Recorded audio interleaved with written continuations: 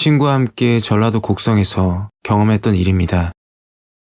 지금이야 곡성 영화 덕분에 유명한 관광지가 되었지만 10년 전만 해도 곡성이라고 하면 잘 모르시는 분들도 있었을 때였습니다. 이야기 진행상 친구 이름을 민수라고 부르겠습니다.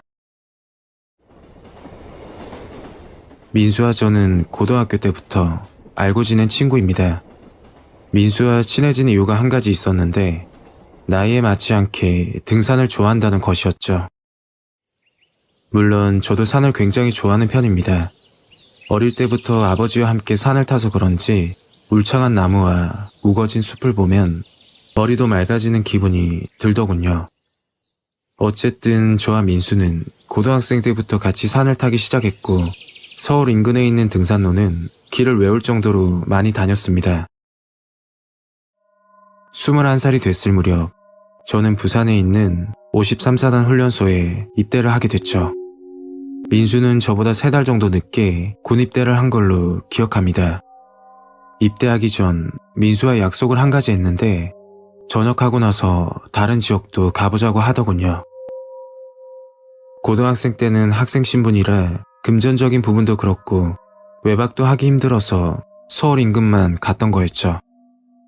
그렇게 시간이 흐르고 저와 민수는 전역을 했습니다. 오랜만에 민수와 집 근처 치킨집에서 맥주를 한잔하고 있었죠. 민수야, 곡성에 있는 동학산 가볼래? 많고 많은 산 중에 동학산을 선택한 이유는 딱히 없었고 곡성이라는 곳을 가보고 싶어서 검색을 하니까 동학산이 나왔고 사진으로 보니 너무 좋아 보이길래 선택한 것이죠. 그리고 곡성이라는 곳이 시골이라 옛 감성을 느끼고 싶기도 했습니다. 민수는 렌트카를 빌려왔고 드디어 곡성으로 출발했죠. 경부 고속도로를 타고 300km 정도 걸리는 꽤 먼 거리였습니다. 4시간 정도 걸려 곡성에 도착했고 그날은 숙소에서 쉬기로 하고 다음날 아침 일찍 등산을 하기로 했죠. 배가 고파서 민수에게 라면이나 끓여 먹자고 했더니 오랜만에 여행 왔으니까 좋은 거 먹자고 하더군요. 펜션 사장님에게 여쭤보니 근방의 닭백숙집을 추천해 주셨습니다. 저와 민수는 차를 타고 사장님이 추천해 주신 가게로 찾아갔더니 자리가 없다고 하더군요. 하는 수 없이 차를 돌려서 다른 곳을 찾고 있는데 눈앞에 표지판 하나가 보였습니다. 닭백숙 오리탕 전문점이라고 적혀 있었고 민수는 표지판이 가리키는 방향으로 차를 돌렸습니다. 아스팔트 길이 아닌 비포장 도로였는데 10분 정도 차를 몰고 들어갔던 것으로 기억하고 있습니다. 표지판 끝자락에 도착하니 낡은 주택 하나가 있더군요. 영업하는 가게가 맞는지 의문이 들었죠. 누가 봐도 간판도 없는 낡은 주택으로 보였습니다. 민수야, 내가 가서 물어보고 올게. 차에서 내려 주택으로 들어갔죠. 저기요, 아무도 안 계세요? 그때 40대 정도로 되어 보이는 아저씨가 웃으면서 다가오더군요. 아저씨, 여기 식당 맞아요? 그랬더니 혼잣말을 중얼거리면서 웃기만 하더군요. 다시 한번 물었지만 여전히 알아듣지 못하는 말을 하길래 식당이 아닌 것 같다는 생각이 들어서 나가려고 했습니다. 그 순간 학생, 어떻게 왔어? 주방으로 보이는 곳에서 사장으로 보이는 다른 아저씨가 나오셨는데 보자마자 위압감이 들더군요. 덩치도 크고 인상이 너무 무서웠습니다. 백숙 파는 집인 줄 알고 들렀다고 하니까 웃으면서 말씀하시더군요. 내가 가게 사장이야. 맛있게 해줄게. 혼자 왔어? 전 친구와 둘이 왔다고 했고 백숙 2그릇을 주문하고 나서 민수를 불렀습니다. 백숙을 기다리고 있는데 아까 혼잣말을 하면서 웃고 계신 아저씨가 밑반찬을 가져다 주시더군요. 아저씨는 반찬을 놓아주다 실수로 김치 그릇을 바닥에 떨어뜨렸습니다. 그 후에 아저씨 행동과 말이 조금 이상하다는 걸 알게 되었죠. 갑자기 바닥에 무릎을 꿇더니 잘못했다고 때리지 말라고 하는 겁니다. 저희는 당황해서 무슨 말씀 하시냐고 되묻고 있는데 주방에 있던 사장님이 화를 내시며 다가오더군요. 아씨, 방에 들어가 있어.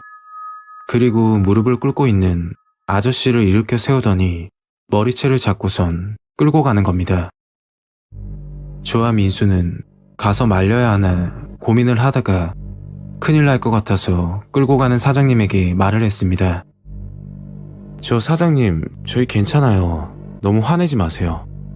그러니까 갑자기 표정이 무섭게 바뀌면서 말하더군요. 조용히 하고 밥이나 먹으라. 그 자리에서 한마디 더 했다가는 분명 무슨 일이 생길 것 같아서 아무 말도 못했습니다. 그렇게 백숙이 나왔고 눈치를 보면서 먹고 있는데 20대 정도로 보이는 어떤 여자분이 가게 안으로 들어오더군요. 갑자기 저희 쪽으로 오더니 90도로 인사를 하는 겁니다.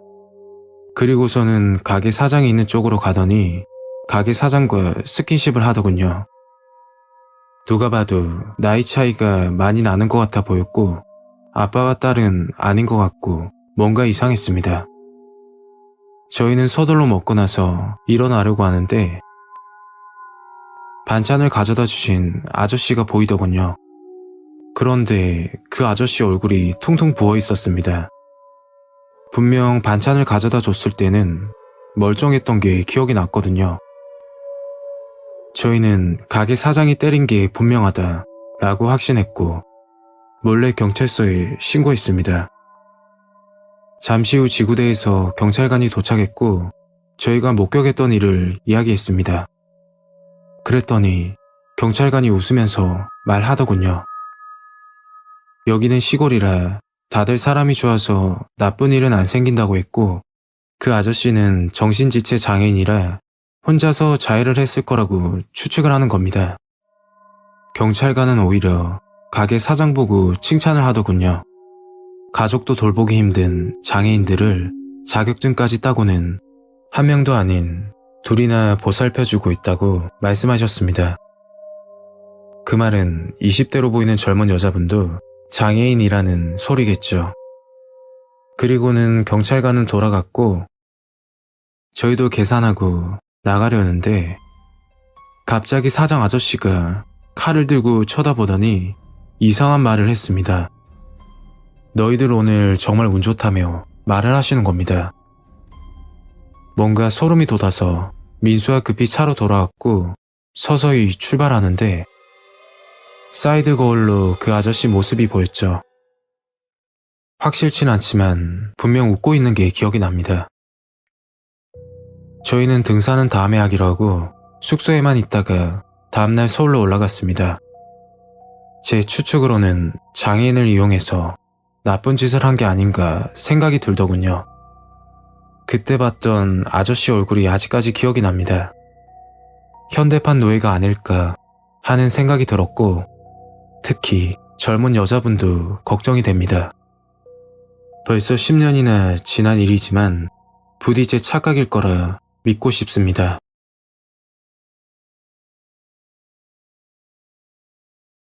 대학교 2학년 여름방학 때 겪은 일입니다. 저는 여름방학을 맞아 필리핀으로 나홀로 여행을 떠났습니다. 필리핀에서 관광을 하던 도중 저와 가장 친했던 여자친구를 그곳에서 만나게 되었죠. 지금부터 여자친구의 이름을 지혜라고 부르겠습니다.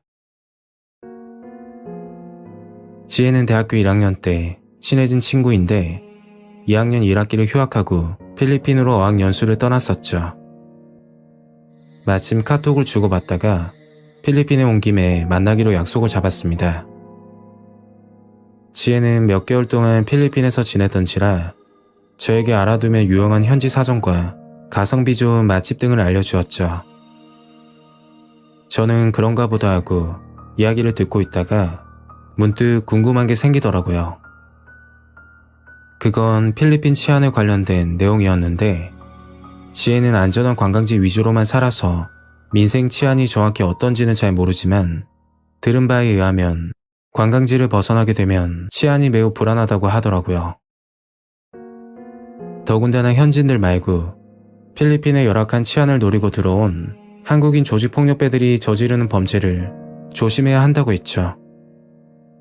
그러나 필리핀도 엄연히 사람 사는 곳이고 관광에서 나름 강대국이라 아마도 사람 많은 곳 위주로 돌아다니면 괜찮다는 생각을 했던 것 같습니다. 사실 지혜도 필리핀에 온 지 몇 달밖에 되지 않았고 여가를 보는 경험은 별로 많지가 않았죠. 그래서 저와 같이 필리핀 관광을 하기로 하고 다음날 해수욕장까지 같이 가게 됩니다. 필리핀은 예쁘면서도 사람 없는 해수욕장이 참 많았습니다. 저는 사람 많은 건 질색이었던지라 현지 사이트를 검색하여 사람이 없으면서도 가성비 좋은 인근 해수욕장을 찾아냈고 지혜와 함께 거기서 해수욕을 즐겼죠.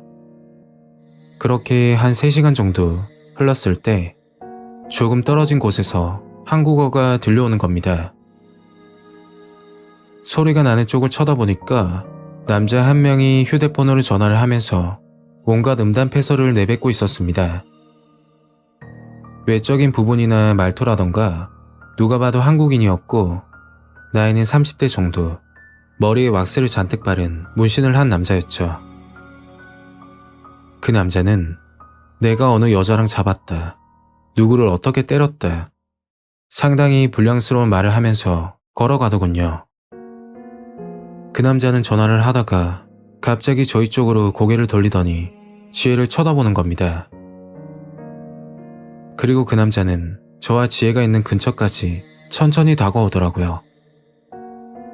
그때 지혜를 지나치면서 성희롱적인 발언을 하는 겁니다. 지혜는 그 남자를 쳐다보며 화를 냈고 그 남자는 오히려 적반하장으로 정색을 하며 지혜에게 역정을 내기 시작했습니다. 그냥 외모가 예뻐서 한마디 한 거라고 말을 하더군요. 점차 험악해지는 상황이라 제가 나서게 됐고 그 남자는 저와 기싸움이라도 하는 듯 저를 노려보며 욕설을 내뱉었습니다. 원래 이런 사람들이 자기보다 만만해 보이면 더 무시하는 부류라서 먼저 그 남자에게 한마디 했죠. 아저씨, 허세 부리지 마세요. 제 말에 그 남자는 분노가 폭발했는지 저에게 주먹을 쓰려고 하는 겁니다. 사실 저는 레슬링을 오랫동안 했었기 때문에 힘으로는 밀리지 않았죠. 그 남자의 주먹을 피하는 동시에 몸을 붙잡고 남자를 넘어뜨렸습니다. 결국 저에게 제압당하고 말았죠.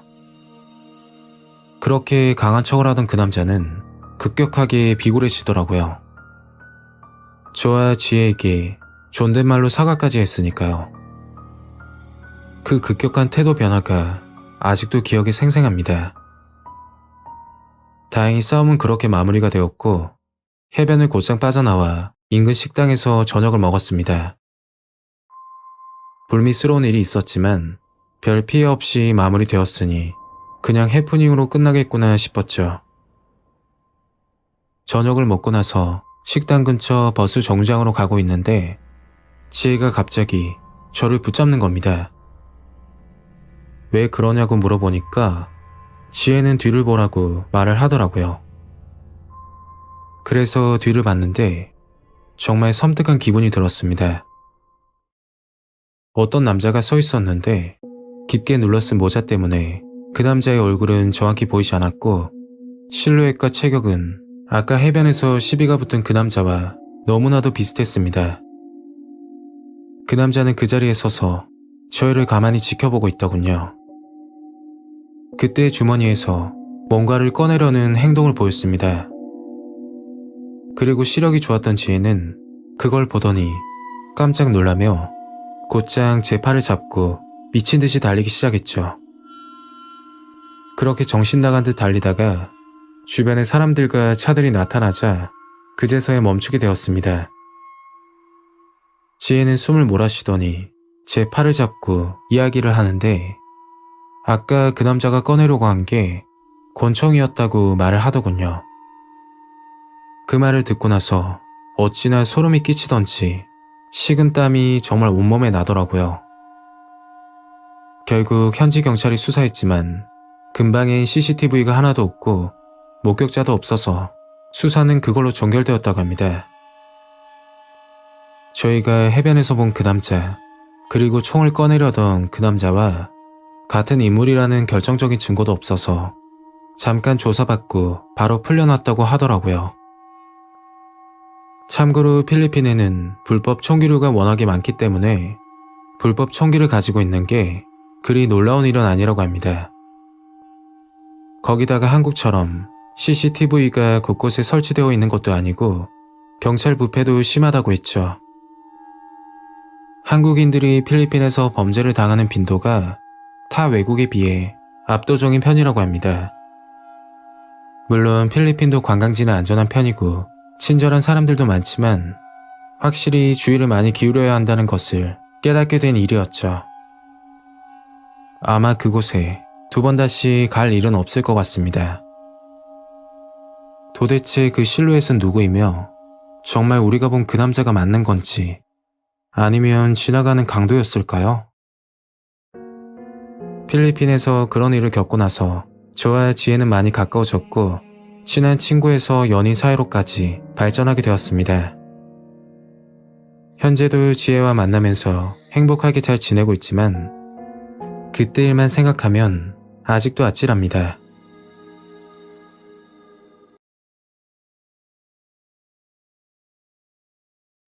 그 당시 30대 초반, 주변에 결혼한 친구들이 꽤 있었지만 오래전부터 혼자 지내던 친구놈이 한 명 있었습니다. 저와 친구의 취미는 여행이었는데 일반 여행은 아니고 최소한의 돈만 가지고 떠나는 일종의 무전여행 비슷한 거라고 생각하시면 될 거예요. 하여튼 고생을 즐기는 독특한 취미 때문에 그런 건지 둘 다 여자친구가 없었습니다. 서로 직장 생활을 하면서 1년에 한 번은 여행을 떠났고 5년 전 여름 친구와 여행을 하다가 정말 소름 끼치는 일을 겪게 되었죠. 친구와 갔던 여행지는 전남 신안군에 위치하는 홍도라는 섬이었습니다. 천연기념물로 지정되어서 관광객이 꽤 많이 다녀가는 곳이죠. 친구와 저는 용산역에서 만나 KTX를 타고 목포로 출발했습니다. 대략 3시간이 조금 더 걸리는 거리였고 목포역에 도착하고 나서 20분 정도 더 걸어가면 목포 연안 여객선 터미널이 나오게 되죠. 터미널에서 배를 타고 홍도까지는 2시간 30분이 걸리는 힘든 일정이었습니다. 홍도까지 갈 수 있는 배편은 오전과 오후로 나뉘어져 있는데 서울에서 일찍 출발한 탓인지 시간적 여유는 충분했죠. 그렇게 신안군에 있는 홍도에 도착했고 구석진 곳에 야영 준비를 하기 시작했습니다. 그때 마을 주민으로 보이는 어르신이 다가와서 홍도는 천연기념물로 지정된 섬이라서 야영은 불가능하고 근처에 민박집을 잡으라고 말씀하셨죠. 아쉽지만 어르신 말씀을 듣고 하는 수 없이 근처 민박집을 찾아다녔습니다. 성수기 탓도 있겠지만 다들 패키지 여행으로 숙박을 하다 보니 비어있는 민박집을 찾기가 힘들었죠. 친구와 저는 민박집을 찾다가 지쳐서 잠깐 쉬고 있는데 지나가는 아주머니가 저희를 보고는 어떻게 아셨는지 민박집을 찾고 있냐고 물어보는 겁니다. 아주머니는 민박집을 운영하시는 게 아니고 일반 가정집인데 빈방이 있다고 하더라고요. 저희는 결국 아주머니 댁으로 가게 되었죠. 바다에서 조금 떨어진 곳이고 대문 없이 갈색 벽돌로 지어진 아담한 2층 집이었습니다. 짐을 풀고 나니 벌써 6시가 다 되어 가더군요. 친구에게 이왕 이렇게 된 거 편하게 놀다 가기로 계획을 변경했죠. 그리고 저녁을 먹으려고 집을 나오는데 주인 아주머니가 어디 가냐고 물으시더군요.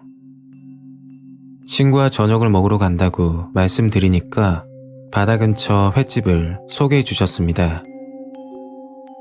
친구와 횟집에서 소주 한잔하고 9시가 다 돼서 횟집에서 나오게 되었죠. 그리고 숙소로 가려니까 뭔가 허전하더라고요. 그때 환하게 켜져 있는 간판 하나를 보았는데 해변 나이트클럽이라고 적혀 있었습니다. 평소에 나이트클럽을 좋아하진 않는데 모처럼 여행도 왔고 술도 한잔했겠다. 친구와 저는 자연스럽게 그리로 들어갔죠. 규모가 큰 나이트클럽은 아니고 일반 술집 같은 분위기에 양옆으로 테이블, 그리고 조그만 스테이지가 있는 그런 곳이었죠. 음악을 들어보니 7080 분위기로 보이길래 제가 나가자고 하니까 친구는 조금만 놀다 가자고 하더라고요. 하는 수 없이 맥주를 주문하고 테이블에 앉아서 구경을 하고 있는데 어떤 여자분이 친구와 저를 보고는 다가와서 말을 거는 겁니다. 지금도 기억이 나는데 40대 정도로 되어 보이는 여성이고 빨간색 호피 무늬 옷을 입고 있었죠. 그 여자가 하는 말이 혼자 홍도에 여행을 왔는데 심심하다고 술이나 한잔 하자는 겁니다. 나이가 적어도 10살 이상은 많아 보이는데 좀 당황스러웠죠. 그때 친구가 저와 상의도 없이 술 한잔 하자면서 말을 하더라고요. 결국 저와 제 친구 그리고 그 여자분과 3명이서 술을 먹게 됐죠. 얼마나 마신지 모르겠는데 친구가 좀 취한 것 같아 보여서 그만 마시라고 하니까 나가서 한 잔 더 하자고 하는 겁니다. 저는 그만 마신다고 하니까 친구는 여자와 둘이서 한잔하고 싶다고 말을 하더군요. 그 여자도 계속해서 저를 쳐다보면서 친구와 둘이 있고 싶은지 먼저 가라는 눈치를 주더라고요. 걱정이 되긴 했지만 서로 관심이 있는 것 같아 보여서 알겠다고 하고 숙소로 들어왔죠. 저는 옷을 갈아입고 먼저 잠자리에 들었고 그날 새벽 미친 듯이 울리는 전화벨 소리에 잠에서 깨게 되었습니다. 자다 깨서 전화를 받았더니 친구 목소리가 들리더군요. 그런데 평소와 다르게 말을 더듬고 굉장히 다급한 목소리였죠. 친구가 하는 이야기를 듣고 솔직히 장난인 줄 알았습니다. 제가 숙소에 도착했을 때쯤 친구와 그 여자는 바다 근처에 앉아서 맥주를 한잔 하고 있었다고 했죠. 그 여자는 맥주를 마시고 나서 모텔에 가서 쉬자고 이야기했고 모텔로 향하는데 눈앞에 보이는 모텔을 들어가지 않고 으슥한 곳으로 걸어갔다고 합니다. 어디까지 가냐면서 물어보니까 여기는 비싸다고 자주 가는 단골 모텔이 있다고 했죠. 가만히 생각해보니까 분명 그 여자는 여행을 왔다고 했는데 자주 가는 단골 모텔이 있다니까 뭔가 수상한 생각이 들었다고 합니다. 그래서 친구는 화장실이 급하다고 핑계를 대니까 눈앞에 보이는 여관을 가리키면서 이쪽으로 오라고 했다더군요. 친구는 제가 있는 숙소로 오기 위해서 길을 찾았지만 어둡기도 하고 초행길이라 한참 그 자리에서 맴돌았다고 합니다. 그러다 급하게 몸을 숨기게 되었다고 했죠. 멀리서 호피 무늬 옷을 입은 여자와 남자 2명이 같이 걸어오고 있었다고 하더라고요. 더 소름이 끼치는 사실은 그 여자가 했던 말이었는데 작업 끝났는데 놓쳤다면서 짜증난다고 소리를 질렀다는 겁니다. 그리고 그 남자들은 친구를 찾기 시작했다고 했죠. 친구는 너무 무서워서 제게 전화했고 날 밝으면 숙소로 갈 거니까 기다리라고 하면서 통화를 종료했죠. 아침이 돼서 짐을 정리하고 있는데 친구가 들어오더군요. 물어보고 싶은 게 많았지만 친구는 겁에 질린 표정으로 아무 말도 없이 서둘러 짐을 챙겼습니다. 그리고 아주머니께 인사를 드리고 나가려고 하는데 아주머니가 이상한 말을 하는 겁니다. 어제 별일 없었냐고 물으시길래 그게 무슨 말씀이냐고 되물으니까 웃으면서 아무것도 아니라고 다음에 놀러오라고 하더라고요. 저는 친구와 서울에 무사히 도착했고 곰곰이 생각을 해보니 주인 아주머니와 호피무늬 여자가 같은 무리인 것 같다는 생각이 들었습니다. 만약 친구가 그 여자를 따라갔더라면 어떻게 되었을지, 그리고 혼자 숙소에 남아있던 저도 위험해지지 않았을까 하는 생각이 들더군요. 다시 생각해봐도 정말 섬뜩한 경험이었습니다.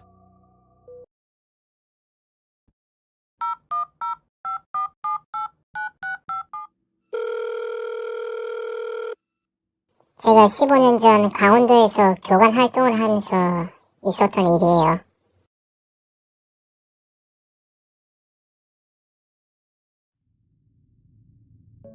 2009년 제가 수학여행 교관을 할 때 경험했던 일입니다.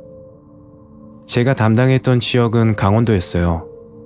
수학여행 코스는 설악산, 소리박물관, 낙산사로 이어지고 보통적으로 수학여행이 월화수 또는 수목금 2박 3일 일정으로 오곤 하죠.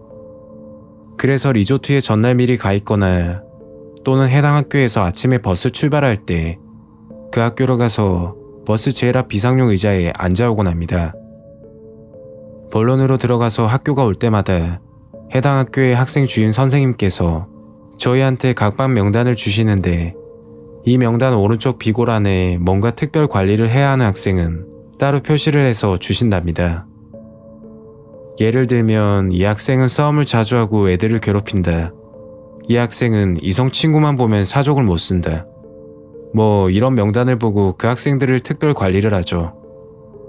며칠 후 중학교에서 월요일날 수학여행을 왔고 학생 주임 선생님께 명단을 받았는데 이야기상 그 학생 이름을 김미정이라고 하겠습니다.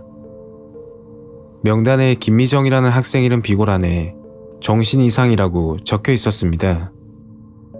정신 이상이면 무슨 사고가 날 수도 있기 때문에 걱정이 많았어요. 그래서 미정이 같은 반 친구들에게 물어봤습니다. 미정이라는 친구가 혹시 어디 몸이 안 좋니? 걔 귀신 본다고 해서 반에서 왕따예요. 저하고 같이 일하는 교관 4명은 그 말을 듣고 제대로 정신 이상자가 왔구나. 골치 아프겠네. 거짓말하는 거 아니야? 여러 말들이 오갔고 사건은 그날 저녁에 일어나게 되었죠. 저희 교관들은 새벽 3, 4시까지 잠을 못 잡니다.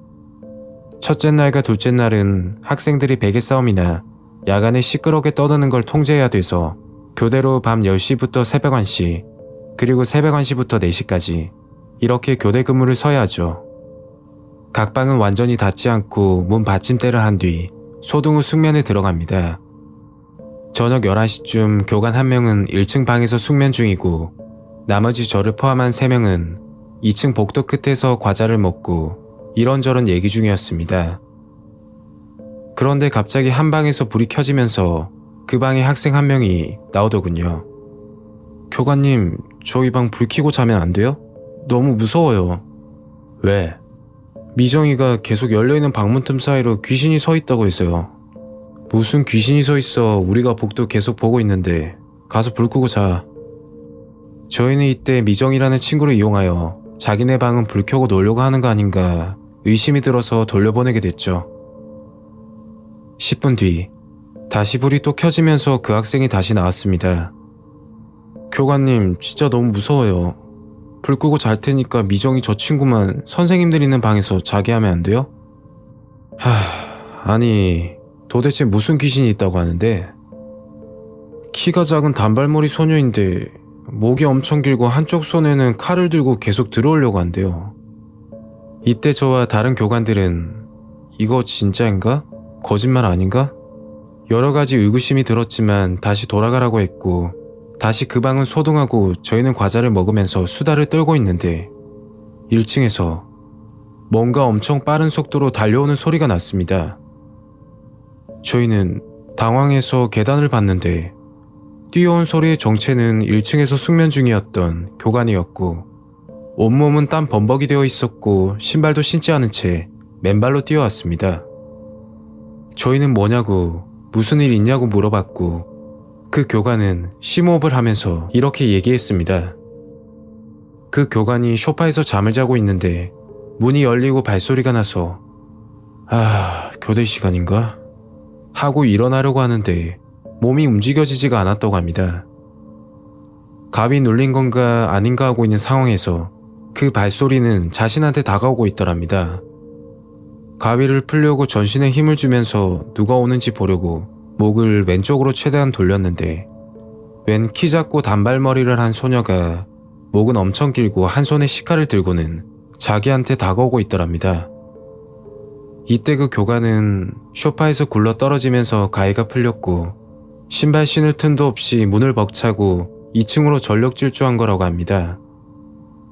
그 학생이 얘기해준 귀신과 완전히 똑같다는 걸 안 저희는 그 방에서 미정이를 불러서 여러 질문들과 소름 돋는 얘기들을 했습니다. 진짜 귀신은 존재하냐? 어떻게 생겼으며 사람에게 해코지를 하냐? 외국 귀신이라면 어떤 언어를 사용하냐? 뭐 그런 얘기들을 20-30분 나눴습니다. 그러자 미정이가 입을 열더군요. 그 단발머리에 조심하셔야 돼요. 해코지 할 거예요. 그게 교관님들이 될 수도 있고 아닐 수도 있어요. 저희는 이 말을 듣고 그날 저녁 남자 4명이서 똘똘 뭉쳐서 잤습니다. 그날은 별일 없었고 그 후로도 아무 일도 일어나지 않았어요. 몇 달 후 저희가 속초에서 경주로 발령을 받고 내려가게 되었죠. 그리고 그곳에 다음 교관팀이 왔는데 교관 중에 한 명이 물고기 찾기 도중 사고를 당했다고 들었습니다. 숙소 앞 바다에서 물고기 찾기 체험을 하다 익사를 했다더군요. 또 다른 교관은 소등 시간이 지났는데 키 작은 단발머리 소녀가 복도에 있길래 주의를 주려고 따라가던 도중 넘어져 인대가 늘어나는 사고가 났고 그 외에도 자잘한 사고들이 벌어졌다고 하죠. 구설수가 계속 오르락 내리락 했고 결국 그곳은 폐쇄하게 되었습니다. 여름 방학이 마무리될 무렵 신종플루가 터지고 모든 수학여행이 취소되면서 교관 일은 그만두었습니다. 이 일로 인해서 제가 귀신을 믿게 되었던 사건입니다. 지금도 친구들과 술을 마시면 그때 얘기를 많이 합니다. 아마도 경주로 발령이 나지 않았다면 그 사고가 저에게 일어날지 모르는 일이니까요.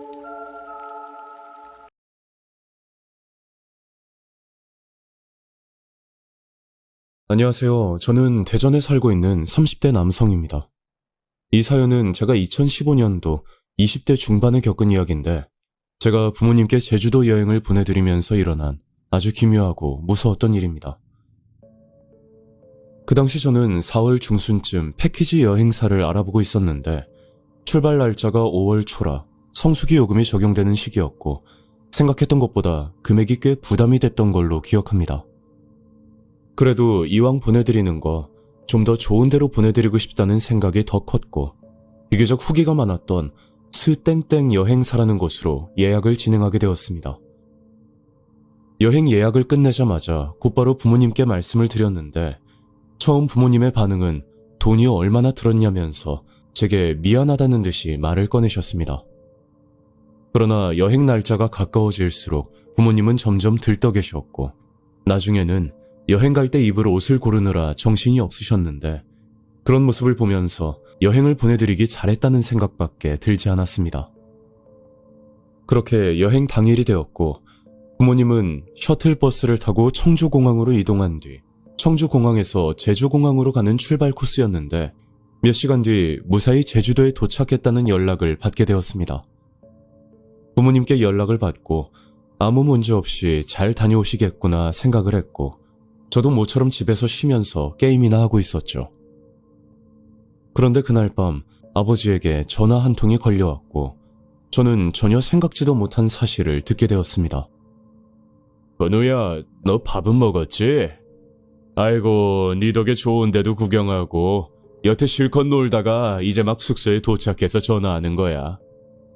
아, 네. 저는 잘 먹고 있으니까 걱정 마시고 두 분 편히 시간 보내다 오세요. 아, 근데 아버지, 숙소는 좀 어때요? 뭐 최고급 호텔이라고 하던데 시설은 괜찮아요? 호텔이 아니고 모텔 같은데. 에이, 근데 뭐 어때? 둘이 자기엔 충분해. 그 말을 듣고 나서 뭔가 잘못됐다는 느낌이 들었고 저는 전화를 끊자마자 곧바로 여행사에 전화를 걸었었죠. 그러나 시간이 늦어서인지 받질 않았고 그날은 그냥 불쾌한 기분으로 넘어가게 되었습니다. 그리고 다음날 아침 다시 여행사에 전화를 걸어서 물어봤었는데 여행사에선 성수기라 숙소가 일시적으로 변경될 수 있고 그럴 경우에는 다른 패키지를 추가해서 보상을 해준다는 내용이 패키지 조항 안에 포함이 되어 있다고 오히려 제게 당당하게 말을 꺼냈었습니다. 그러니까 저희 부모님이 묵었던 곳은 여행사에서 광고하던 호텔이 아니었기 때문에 그 금액만큼 볼거리를 하나 더 제공해준다는 황당한 이야기였죠. 그 말을 듣는 순간 화가 치밀어 올랐지만 이미 부모님은 여행 중이었고 지금 상황에선 제가 어떻게 더 해결할 수 있는 방법은 딱히 보이질 않았습니다. 그리고 아버지께 다시 전화를 드렸더니 아버지도 괜찮다고 하셨고 저도 더 이상 따지지 않고 그냥 넘어가기로 했었죠. 그때는 이 일이 이렇게까지 무서워질 거라고는 전혀 생각하지도 못했습니다. 그렇게 3박 4일이 지나고 부모님이 집으로 돌아오셨는데 뭔가 조금 이상한 느낌이 들었었죠. 부모님 두 분 다 표정이 좋지 않으셨고 특히 어머니는 굉장히 지쳐 보이는 표정이셨는데 저는 여행 일정이 힘들어서 그러신가 보다 그 정도로만 생각을 했었죠. 그런데 그날 이후부터 어머니가 조금씩 달라지기 시작했었습니다. 처음에는 아침을 준비하실 때였는데 아무것도 없는 허공을 한참 바라볼 때도 있었고 또 이유 없이 아버지를 노려보는 일도 가끔씩 일어나곤 했었죠. 어머니가 이런 행동을 할 때면 저와 아버지는 굉장히 당황스러웠는데 그때마다 어머니께 왜 그러냐고 물어보면 어머니는 그냥 방으로 들어가서 말씀 자체를 하지 않으셨습니다. 이런 어머니의 이상 행동들은 시간이 지날수록 점점 더 심해졌고 한날은 새벽에 잠도 자지 않고 욕을 하고 소리를 지르면서 집안을 돌아다니는 알 수 없는 행동까지 보이기 시작했죠. 그때부터는 저도 이게 단순한 문제가 아니라는 생각이 들었고 아버지와 함께 어머니를 데리고 정신과에 가서 치료까지 받았지만 명확한 병명도 알 수가 없었고 약을 먹어도 별다른 차도는 보이질 않았습니다. 그러다 결국 일어나서는 안 되는 일이 터져버렸죠. 사건이 있던 그날은 새벽 3시쯤 제가 깊게 잠이 든 시간이었는데 그때 안방에서 아버지의 비명소리가 들렸고 저는 깜짝 놀라서 안방으로 뛰어들어간 적이 있었습니다. 안방에선 어머니가 흉기를 들고 아버지를 찌르려고 하는 끔찍한 상황이 펼쳐지고 있었고 그 장면을 보는 순간 진짜 머릿속이 새하얘지면서 이게 꿈인지 현실인지 구분하기가 어려울 정도로 충격을 받았었죠. 저는 급하게 달려들어서 어머니를 말리고 겨우 칼을 빼앗고 어머니를 진정시켰는데 그때 들었던 생각이 가족 중에 누군가는 진짜 죽을 수도 있겠다는 아찔한 생각까지 들었습니다. 그 사건이 있고 저는 뭐라도 해봐야겠다는 생각에 어머니의 증상에 대해 알아보기 시작했지만 딱히 속 시원한 해결책은 보이질 않았고 시간만 계속 흘러가는 상황이었습니다. 그렇게 답답한 상태로 며칠을 보내고 있었는데 그 시기쯤 중학교 때 저랑 거의 매일 붙어 다니던 친구인 우석이에게 오랜만에 전화가 한 통 걸려왔었습니다. 제가 고등학교 진학을 하면서 우석이와 학교가 갈라졌고 그렇게 자연스럽게 연락이 멀어졌던 사이였는데 갑자기 전화가 오니 저는 반가운 마음에 전화를 받게 되었고 그때는 그냥 안부차 연락이 온 거라고만 생각했었습니다. 야, 우석아, 너 진짜 오랜만이다 임마. 직장은 잘 다니고 있지? 그래. 나야 뭐 별일은 없지. 근데 건우야, 너 요즘 무슨 일이 있어? 뭐, 나? 그냥 그렇지. 야, 근데 오랜만에 전화 와서 목소리가 왜 그러냐? 사실은 건우야, 너 우리 누나 기억하지? 왜 예전에 너 우리 집 자주 놀러 왔을 때 밥도 같이 먹고 그랬잖아. 당연히 기억하지. 근데 왜? 다름이 아니고 우리 누나가 어쩌다가 무속인이 됐거든. 근데 오늘 갑자기 나한테 전화가 와가지고 건우 너한테 빨리 연락해보라고 하던데 지금 상황이 좀 위험한 것 같다고 그런 말을 하더라고. 솔직히 이런 거 나 안 믿는데 너 진짜 괜찮은 거 맞아? 우석이에게 그 말을 듣는 순간 깜짝 놀랄 수밖에 없었고 저는 너무 답답한 나머지 우석이에게 제 상황을 털어놓고 하소연을 하게 되었습니다. 그렇게 며칠 뒤 우석이를 만나게 되었고 우석이와 함께 우석이 누나가 있는 신당으로 찾아가게 되었는데 거기서 이야기를 나누다가 정말 믿기 힘든 섬뜩한 말을 들었었죠. 우석이 누나의 말은 저희 어머니가 잠을 자면 안 되는 곳에서 잠을 자서 지금 어머니 몸에 객귀가 달라붙어 있는 것 같다는 말이었는데 만약 그대로 방치하게 되면 진짜 위험한 일이 생길 수도 있다는 그런 내용이었습니다. 그 말을 듣고 곰곰이 생각을 해보니 제주도 패키지 여행 때 묵었던 그 모텔이 문제라는 생각이 들었고 정확히 그 모텔이라고 단정 지을 수는 없지만 시기나 상황을 볼 때 가장 의심스러운 곳이라는 생각은 떨칠 수가 없었죠. 우석이 누나는 서둘러 구술해야 한다고 강조했고 저는 아버지를 설득시켜 객귀를 쫓아내는 굿을 진행하게 되었습니다.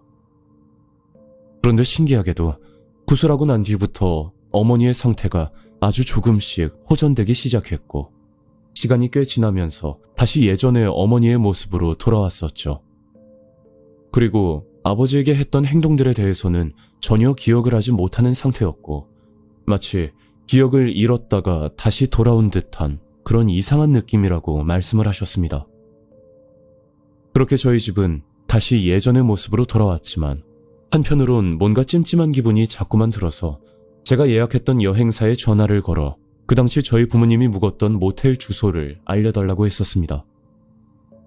그리고 그 주소를 검색했더니 제주도 숙소에 대한 광고 내용들이 보였고 그 뒤로도 한참을 살펴보고 있었는데 연관 검색으로 사건 사고를 설명하는 블로그가 보여서 그 글을 우연히 발견하게 되었습니다. 제목은 모텔에서 일어난 중년 부부 사망 사건이었고 시기는 2013년도였는데 내용을 요약하자면 남편의 외도를 의심한 아내가 모텔에서 남편을 살해하고 본인도 스스로 목숨을 끊었다는 끔찍한 내용의 사건이었습니다. 이 글을 보고 나니 저희 부모님이 묵었던 모텔이 해당 사건과 직접적인 관련이 있는지는 알 길이 없지만 제주도 여행 이후에 어머니에게 벌어졌던 일들을 생각하면 그냥 우연이라고 넘길 수도 없을 것 같습니다. 큰맘 먹고 준비했던 여행이었는데 결과적으로 이런 무서운 일을 겪게 되었고 지금도 그때 생각만 하면 정말 아찔하기만 합니다.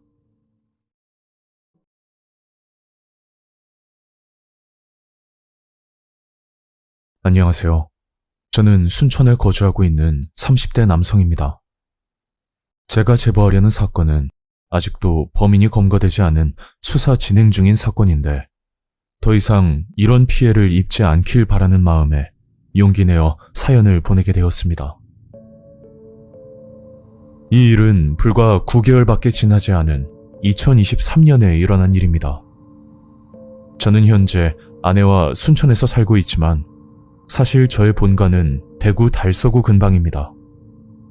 여기서 살게 된 건 순천이 아내의 고향이기도 하고 또 장인어른이 작은 사업을 하고 계시는데 저도 그 일을 도와줄 목적으로 이곳에 정착을 하게 됐던 거죠. 아무튼 본가와 거리가 좀 있다 보니 대구에 계신 부모님을 자주 찾아뵙진 못하고 명절이나 아니면 여름 휴가 때마다 일정을 맞춰서 아내와 내려가곤 했었습니다. 그리고 이 사건은 추석 명절 때 일어났고 그날 아내와 둘이서 대구로 내려가던 중 전혀 예상치도 못한 무서운 경험을 하게 되었습니다. 평소 아내와 저는 맛집을 찾아다니는 게 취미였는데 특히 섬진강 휴게소에서 파는 핫도그를 아내가 굉장히 선호하는 편이었죠. 그래서 저희 부부는 대구로 내려갈 때마다 섬진강 휴게소에 들려 간식도 사 먹고 커피도 한잔하면서 그렇게 둘만의 시간을 보냈습니다. 그날도 섬진강 휴게소로 들어갔고 시간은 오후 2시쯤 됐던 걸로 기억합니다. 작년 추석 연휴는 개천절까지 이어져 말 그대로 황금 연휴였고 거기다 코로나에서 벗어나 3년 만에 맞이하는 명절이다 보니 휴게소 주차 자리가 부족할 정도로 사람이 붐비는 상황이었죠. 그때 아내가 화장실이 급하다고 해서 휴게소 화장실 앞에 먼저 내려주고 저는 주차 자리를 한참 살펴보다 휴게소와 조금 떨어진 대형 트럭들이 나란히 세워져 있는 갓길에 차를 세우게 되었습니다. 그리고 지갑과 소지품을 챙기고 있는데 누가 조수석 창문을 두드리는 겁니다. 그래서 창문을 열었더니 대략 40대 정도로 되어 보이는 남자분이 서 있었는데 저를 보고 이런 말을 하시더라고요. 아이고, 실례합니다, 사장님. 제가 초면에 이런 말씀 드려서 죄송한데 시간 괜찮으시면 부탁 한 가지만 드려도 되겠습니까? 그 당시 솔직한 심정은 아내 때문에 그냥 거절하려고 했지만 그 남자 눈빛이 너무 간절해 보여 일단 무슨 부탁인지 얘기나 들어보자는 생각으로 말을 건넸습니다. 무슨 일이신데요? 아, 실은 제가 덤프트럭 기사인데요. 깜빡하고 지갑을 놓고 와서 밥을 못 먹고 있거든요. 그래서 말인데 제 지인이 사장님 계좌로 돈을 보내주면 사장님이 출금만 해서 주시면 되거든요. 좀 어떻게 안 될까요? 부탁 좀 드리겠습니다. 이야기를 듣고 보니 사정이 딱하기도 하고 뭐 밥 한 끼라고 해봐야 큰 금액도 아닐 거라 생각해서 알겠다고 수락을 하고 차에서 내렸습니다. 그리고 혹시 아내가 기다리고 있을까봐 휴게소 방향으로 걸어가면서 아내에게 전화를 걸었는데 아직도 볼일을 보고 있는지 전화를 받지 않더라고요. 저는 아내가 당연히 화장실 앞에서 기다리고 있을 거란 생각에 일단 그 남자와 같이 ATM 기기 쪽으로 향했고 계좌를 확인해 봤더니 무려 100만 원이란 금액이 들어와 있는 겁니다. 밥값이라고 하길래 많아봤자 10만 원 선이라고 생각했었는데 예상외로 큰 금액이었고 저는 약속대로 돈을 출금해서 남자에게 건넸습니다. 그 남자는 몇 번이나 고맙다는 인사를 하고 사라졌고 저는 아내를 내려준 화장실 앞으로 향했는데 아무리 기다려도 아내의 모습은 보이지가 않았죠. 화장실 앞에 서서 몇 번이나 아내에게 전화를 걸었지만 끝내 통화 연결은 되지 않았고 조금만 더 기다려보다가 안 되면 경찰에 신고까지 하려는 생각도 있었습니다. 그런데 그때 모르는 번호로 전화가 한 통 걸려왔고 저는 얼떨결에 전화를 받았더니 어떤 남자가 믿기 힘들 정도로 끔찍한 말들을 하는 겁니다. 김정규 씨 휴대폰 맞죠? 아, 예. 그런데 누구시죠? 저희가 지금 아내분을 데리고 있거든요. 지금 문자로 계좌 하나 줄 테니까 10분 안에 300만 원만 보내요. 그리고 경찰에 신고한다거나 또 10분 안에 입금 안 하면 아내분이 어떻게 될지는 저도 모릅니다. 그 전화의 내용은 아내를 납치했다며 돈을 요구하는 협박 전화였고 영화에서만 봤던 일이 실제로 저에게 닥치니까 그 순간은 판단력이 흐려지면서 어떻게든 아내를 살려야겠다는 생각만 들더라고요. 그래서 문자에 나와 있는 계좌로 돈을 입금했고 다시 그놈들에게 전화를 걸었더니 글쎄 없는 번호라고 나오는 겁니다. 그땐 하늘이 무너지는 기분이었고 혹시나 아내가 잘못되었을지도 모른다는 생각에 미친 사람처럼 넋을 잃고 있었는데 갑자기 뒤에서 아내의 목소리가 들리더라고요. 오빠 미안해. 나 많이 찾았지? 뭐야? 여보, 괜찮아? 저는 아내를 보자마자 안도감에 눈물까지 나왔는데 제 모습을 본 아내가 당황스럽다는 듯이 물어보는 겁니다. 왜? 무슨 일인데? 말을 해봐. 그래서 지금까지 있었던 일들을 설명했더니 갑자기 아내의 표정이 굳어지면서 이런 말을 하더라고요. 아, 어쩐지 이상하다 했어. 와, 근데 진짜 소름 끼친다. 아내는 본인에게 일어난 일들에 대해 설명을 해줬는데 이 모든 걸 계획적으로 진행했다는 것 자체가 너무 충격이었습니다. 그러니까 아내는 화장실 볼일을 보고 나와 저를 기다리고 있는데 어떤 할머니가 다가와 말을 걸었다고 했죠. 할머니는 아들과 둘이 차를 타고 왔는데 그 차가 어디 있는지 기억이 안 난다면서 좀 찾아달라는 말을 했었다고 합니다. 그 와중에 차량 번호는 기억을 하고 있었고 아내는 돌아가신 할머니 생각도 나고 너무 안쓰러운 마음에 할머니를 모시고 아들분 차량을 찾고 있었답니다. 그렇게 한참 동안 할머니와 차를 살펴보고 있다가 때마침 할머니에게 전화가 걸려왔었는데 그 전화를 받고 나서부터 할머니는 180도 다른 사람이 되었다고 하더라고요. 할머니는 아내를 보고 웃으면서 말을 하는데 그 순간은 머리를 한 대 맞은 것처럼 아무 생각이 들지 않았고 지금까지 뭘 했나 싶을 정도로 당혹스러웠다고 합니다. 나 아들 없으니까 이제 그만 찾고 가봐. 아내는 본인이 잘못 들었나 싶어 다시 한번 물었지만 할머니는 욕을 하면서 소리까지 질렀다고 합니다.